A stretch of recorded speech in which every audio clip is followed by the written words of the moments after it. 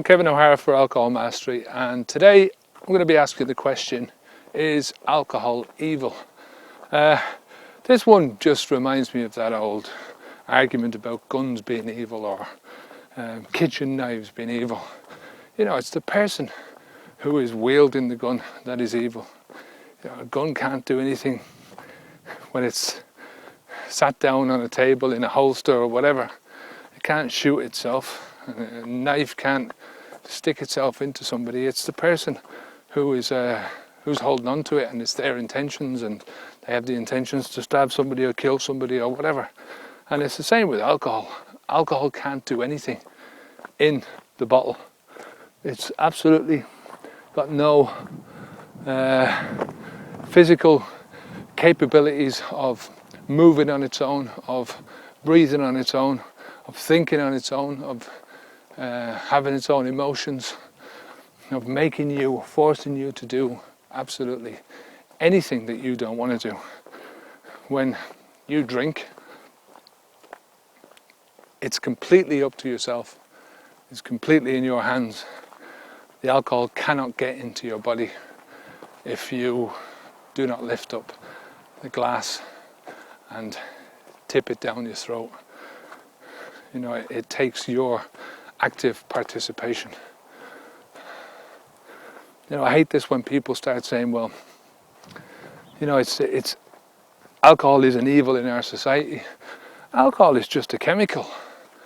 You know, you can't blame alcohol for the woes of our alcoholic society. You know, it's just bullshit. You know, people use alcohol as a tool. They use it as just as they would use a hammer to strike a nail into a piece of wood. Alcohol is used for all different purposes. Everyone has got different reasons for using them. I say when I was young, I'd use alcohol to give myself Dutch courage, to mix with people and to speak with girls and all that kind of stuff, you know. When I first started drinking, I drank because I wanted to act like a man, and alcohol gave me that ability, you know, that perceived ability. It doesn't have to do anything, you know. It's how it's all perceived in your head that matters. So when people say that alcohol is evil, you know, they're basically blaming the alcohol for their poor decisions, for their hangovers, for their ruined marriages, for their ruined jobs, for their ruined lives. You know, I never look past myself now, and neither should you. As long as you blame something else outside yourself, then you're always going to have issues with responsibility. You've got to take responsibility for your own actions. And calling alcohol evil is not having responsibility. It also is very, how would you say, it's dangerous when you're quitting, because you're basically putting alcohol up on a pedestal up here, and you're giving it this thing, you know, like the demon drink is another one that people use.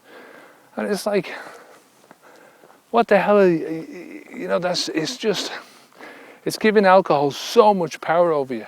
Whereas alcohol is nothing. If you're going to name alcohol and you're going to make it something that it's not, then, you know, make it a horrible little creature that is preying on you and that you're determined to kill, you know, and it's very easy to kill it, you know. It's don't give it this huge demonic name that's going to be hard to destroy. That doesn't work. The way to think about it that is going to serve you most is to think about it in realistic terms, that it has no power over you whatsoever, that you have all the power, you have all the abilities to either drink or not to drink, and that as long as you have alcohol inside your body and keep putting it inside your body, it's going to keep damaging you. You know, alcohol is going to be there regardless of what you think, you know, how many years you're off alcohol. It's going to be there, it's going to be around you, you know, for the foreseeable future. it's not going to be banned, so you're always going to have to face it. So, you know, just be realistic about things. Treat it what it is. It's just a liquid in a bottle. It's up to you what you do with it. So until next time, I'm Kevin O'Hara for Alcohol Mastery. Onwards and upwards.